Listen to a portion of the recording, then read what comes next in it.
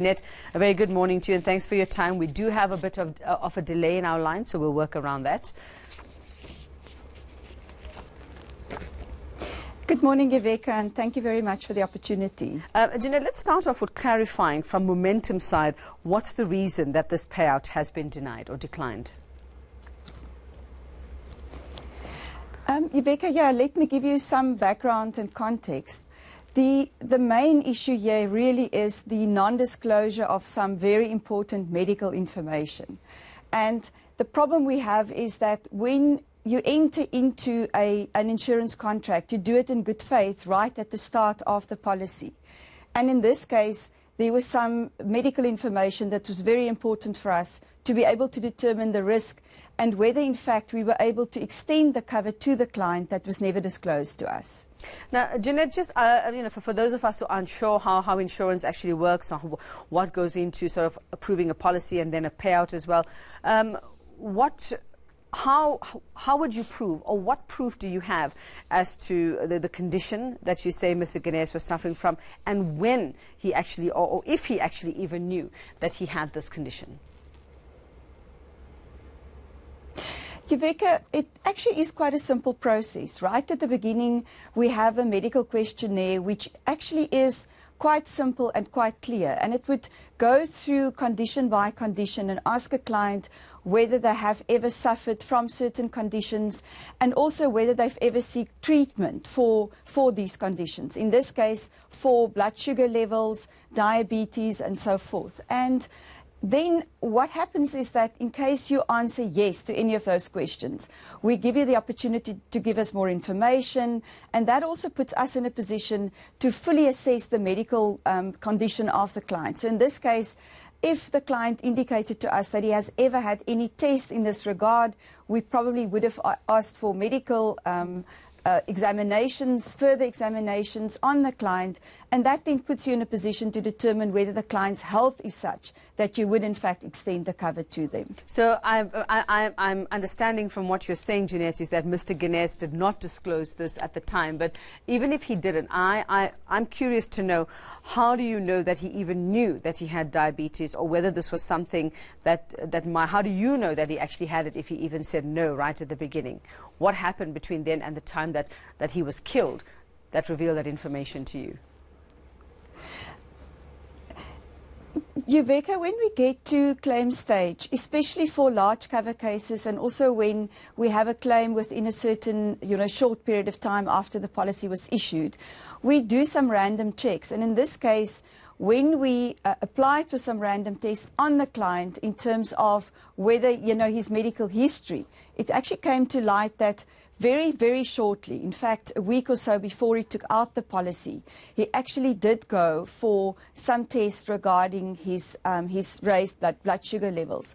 And, that then prompted us to ask for further information, and it came to light that he actually had several of these tests very shortly before he took out the policy. And what you do in a case like that, you then reassess as if you had the information that then came to light, as if you had that right at the start. And you do a re-underwrite. And in this case, due to the severity of his condition, we actually came to the conclusion that we would never have issued the policy in the first place. Okay, so you have the proof and you have dates and all of that would say that he had these tests shortly before taking out the policy, not just shortly before he was killed, which could mean maybe he didn't get the results, he didn't understand the result, or didn't have time to update you. This was before he actually went out and took out this policy.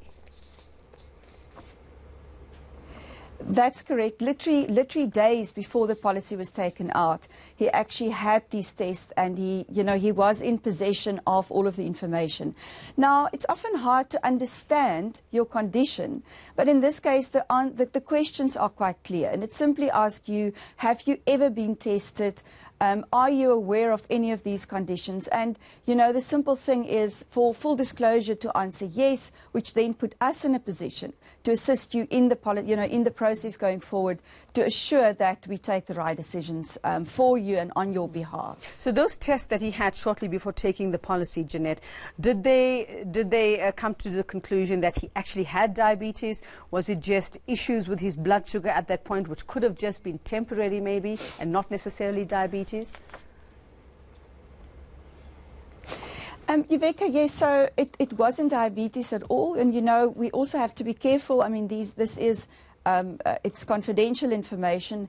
But what is already known in the media is that he's had, very extensively high raised blood sugar levels. Now, in a case like that, we would work with the client. We would send them for further tests. In fact, in many cases, people discover that they have certain conditions because of the way in which, we go about the issuing of the policy and the process right at the start. So in this case, he was very well aware of it. And the process would follow that, we would send him for further tests. And that would determine whether, he needs to go for treatment. Often people then discover that they have conditions that they never even knew that they did have. So, Jeanette, if I understood you correctly, you said he didn't have diabetes from those test results, but it was raised blood sugar levels. Now, did the person who was helping him with the policy from Momentum say, listen, you now need to go and, check if this is proper diabetes, or he hadn't said that he'd even had tests done for something like that? That's correct. He actually answered no to every single question.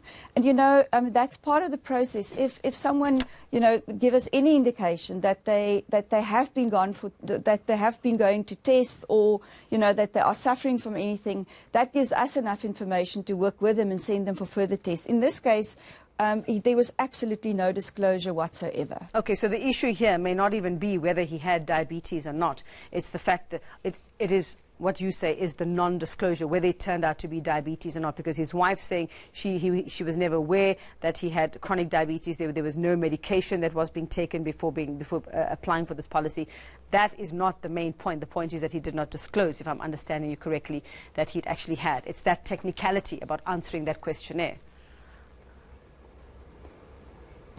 That's absolutely correct. So we've never said that it was about having diabetes, but the point is that very high elevated blood sugar levels could be an indication of diabetes, and that would put you in a position, to send them for further tests and work with them in this regard. In this case, the extensity of how high those blood sugar levels were actually was a warning sign to us at the time when we really got the medical information. Okay, Jeanette, our time is up, but I just want to ask you very quickly if you can tell me, where are you in discussions with the widow, with the family at the moment? What has happened?